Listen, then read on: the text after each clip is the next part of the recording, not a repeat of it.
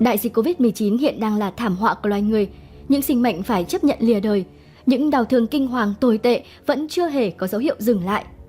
Thời điểm đầu tiên xảy ra dịch Covid-19, có giả thuyết cho rằng virus corona xông chuồng khỏi phòng thí nghiệm sinh học ở Vũ Hán. Trong khi đó, giới nghiên cứu thì cho rằng Covid-19 bắt nguồn từ rơi và lây sang người thông qua một loài động vật có vú làm trung gian. Song cho đến nay vẫn chưa có một kết luận nào chính xác và chính thức cho vấn đề này.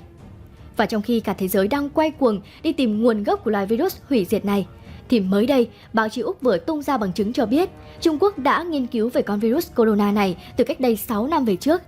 Mô tả chúng là kỷ nguyên mới của vũ khí di truyền và còn tiên tri rằng vũ khí sinh học sẽ được sử dụng trong Thế chiến thứ 3. Vậy thì thực hư vấn đề này là như thế nào? Báo chí Úc lấy bằng chứng ở đâu? Và liệu rằng những bằng chứng đó có đáng tin cậy hay không? Hãy cùng với Hố Xanh Kiến Thức tìm hiểu trong video ngày hôm nay các bạn nhé! Theo báo chí Australia, nước này gần đây đã phát hiện ra một tài liệu quân sự độc quyền bị rò rỉ do các nhà khoa học quân đội Giải phóng Nhân dân viết vào năm 2015 có tiêu đề Trung Quốc được lược dịch là nguồn gốc bất thường của SARS và virus nhân tạo là loài mới của vũ khí sinh học di truyền. Báo chí Úc cho biết tài liệu này là một bản báo cáo mô tả con virus corona. Theo báo chí Australia, nước này gần đây đã phát hiện ra một tài liệu quân sự độc quyền bị rò rỉ do các nhà khoa học quân đội Giải phóng Nhân dân viết vào năm 2015 có tiêu đề Trung Quốc được lược dịch là nguồn gốc bất thường của SARS và virus nhân tạo là loài mới của vũ khí sinh học di truyền. Báo chí Úc cho biết tài liệu này là một bản báo cáo mô tả con virus corona là vũ khí di truyền của thời đại mới và nêu lên chi tiết cách thức virus này được điều khiển để trở thành một loại virus gây bệnh mới ở người. Sau đó được chế tạo thành vũ khí và lây lan trong cộng đồng theo cách chưa từng có trước đây. Tài liệu cũng mạnh dạn đưa ra suy đoán rằng loại virus SARS đã tàn phá Trung Quốc đại lục vào năm 2003, rất có thể là một vũ khí sinh học nhân tạo do những kẻ khủng bố cố tình tung ra. Tài liệu này còn thảo luận những khó khăn khi chế tạo loại vũ khí này. Theo đó, việc sản xuất một số lượng nhỏ vi sinh vật rồi nuôi cấy chúng trên quy mô lớn trong phòng thí nghiệm là tương đối dễ dàng. Tuy nhiên, trong điều kiện tác chiến thực tế, sẽ có những trở ngại lớn đối với việc phát triển hệ thống vũ khí có sức công phá kinh hoàng. Cũng theo nguồn tài liệu mà báo chí Úc thu thập được, vũ khí sinh học không chỉ gây ra bệnh tật trên diện rộng và một số lượng lớn thương vong, mà còn tạo ra áp lực tâm lý mạnh, có thể ảnh hưởng đến năng lực chiến đấu của binh lính tham gia chiến tranh. Cụ thể, bản tài liệu dài 261 trang đề cập đến một nghiên cứu ở nước ngoài về vũ khí sinh học sử dụng bệnh dịch hạch viêm phổi là ví dụ. Nhưng lại tuyên bố rằng nếu một thành phố với dân số 5 triệu người bị tấn công thì số người chết có thể vượt quá 100.000 người. Và khi 10% dân số trong thành phố đó phải nhập viện thì hệ thống y tế của nó sẽ bị sụp đổ. Do đó, nhớ lại kinh nghiệm của nhiều quốc gia trong công cuộc phòng chống đại dịch Covid-19, báo chí Úc chỉ ra rằng việc giải phóng vũ khí sinh học có nguy cơ tạo ra gánh nặng cho hệ thống y tế của cả một quốc gia và từ đó gây ra những hệ lụy khôn lường trên khắp hành tinh. Ngoài ra thì một cuộc tấn công bằng vũ khí sinh học còn có thể gây ra nỗi sợ hãi và có ảnh hưởng tâm lý dài lâu đối với binh lính và loài người trên hành tinh này, chẳng hạn như là rối loạn căng thẳng sau chấn thương. Báo chí Úc trích dẫn một số thông tin từ nguồn tài liệu được cho là bằng chứng tuyệt mật này. Sau khi bị tấn công, mọi người sẽ có tâm lý sợ hãi trong một thời gian dài, từ đó gây ra tình trạng tổn thương tâm lý tạm thời hoặc lâu dài.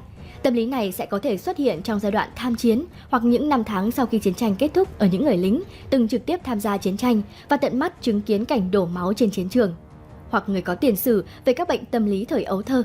Các triệu chứng xuất hiện càng lâu thì khả năng rối loạn tâm thần sẽ kéo dài càng lớn.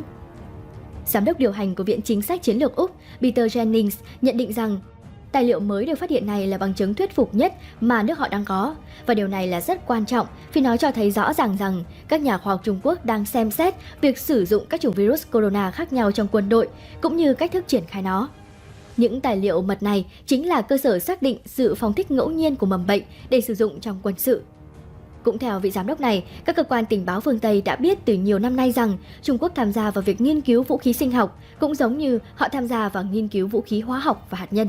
Trong khi đó thì Robert Porter, một chuyên gia phân tích về an ninh mạng của chính phủ Trung Quốc thì cho biết tài liệu này chắc chắn không phải là giả mạo.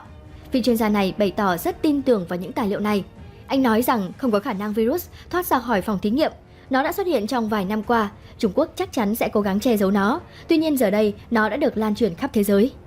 Quan điểm của Porter cũng tương đồng với ý kiến của một quan chức Mỹ được đăng tải trên trang tin chính trị của nước này, The Politician. Nếu có bằng chứng kết luận Trung Quốc sẽ chôn vùi với bất kỳ ai dám nói ra sự thật, rất khó để chúng tôi tìm ra cách nào đó chứng minh được điều này, bởi đây là mục tiêu lâu dài của Bắc Kinh.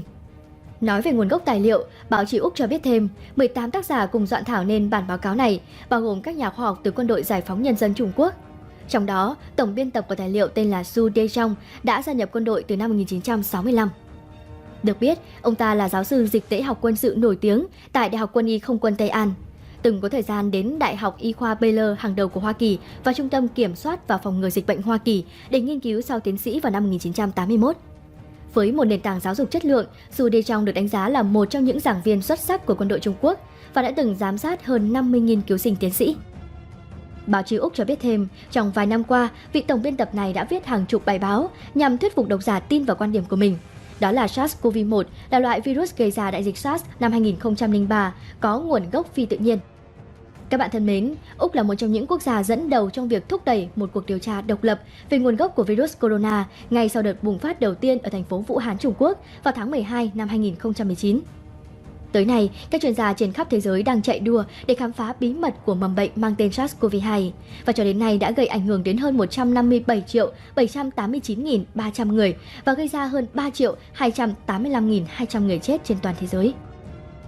Tuy nhiên, Tổ chức Y tế Thế giới cho biết nhiệm vụ đối với các nhà nghiên cứu trở nên phức tạp và khó khăn hơn nhiều do chính phủ Trung Quốc từ chối hợp tác đầy đủ với các cơ quan y tế phương Tây và quốc tế.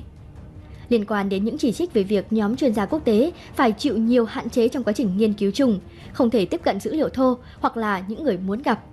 Ông Lương Vạn Niên, trưởng nhóm Trung Quốc trong nhóm chuyên gia chung của WHO và Trung Quốc, điều tra nguồn gốc SARS-CoV-2 tại Vũ Hán, trong một cuộc phỏng vấn truyền thông nội địa ngày 17 tháng 3, đã giải thích rằng đối với các dữ liệu thô cần đặc biệt chú ý, phía Trung Quốc đã lần lượt đưa ra cho các chuyên gia của WHO xem như cơ sở dữ liệu các ca bệnh sớm và các phiếu điều tra dịch tễ học tại hiện trường. Còn đối với dữ liệu gốc của một số trường hợp, do quyền riêng tư của bệnh nhân, theo pháp luật của nước này, phía Trung Quốc đã không thể để các chuyên gia quốc tế sao chép và mang ra khỏi nước này. Các bạn thân mến, 1 năm rưỡi đã trôi qua kể từ ngày đầu tiên virus corona xuất hiện trên hành tinh và gây ra một thảm họa đại dịch cho loài người. Hàng triệu sinh mạng đã bị cướp đi sự sống, tổn thất về mặt kinh tế, xã hội là những con số không tưởng. Và quan trọng là tất cả những điều kinh hoàng này vẫn chưa hề có dấu hiệu dừng lại. Những kỷ lục đau buồn mới thì vẫn đang được thiết lập sau mỗi giờ khác trôi qua. Việc tìm ra nguồn gốc của loài virus hủy diệt này chắc chắn sẽ vẫn còn nan giải và nhiều tranh cãi trong tương lai. Tuy nhiên thì chúng ta hãy cùng tin tưởng vào trí tuệ của các nhà khoa học trên thế giới và quan trọng nhất là luôn chủ động, tích cực phòng chống dịch bệnh, góp phần mau chóng đẩy lùi thảm họa và lấy lại hành tinh bình yên hạnh phúc của chúng ta các bạn nhé. Với chủ đề ngày hôm nay, các bạn khán giả có suy nghĩ như thế nào? Theo các bạn thì nguồn tài liệu mật mà báo chí Úc đưa ra có đáng tin cậy hay không? Và nếu như đây là sự thật thì nhân loại cần phải làm gì vào lúc này? Hãy chia sẻ với chúng tôi ý kiến của các bạn trong phần bình luận bên dưới nhé. Ý kiến của các bạn về vấn đề này như thế nào? Xin hãy để lại comment ở bên dưới nhé. Còn video ngày hôm nay đến đây là kết thúc rồi. Nếu như các bạn nhận được thông tin gì thú vị và ý nghĩa thì hãy dành cho Hồ Xanh Kiến Thức sự ủng hộ bằng cách chia sẻ video này đến với mọi người nhé. Các bạn cũng có thể nhấp vào bên trái hoặc là bên phải màn hình để theo dõi những video thú vị khác nữa của Hồ Xanh Kiến Thức. Cảm ơn các bạn đã quan tâm theo dõi. Còn bây giờ, xin chào và hẹn gặp lại.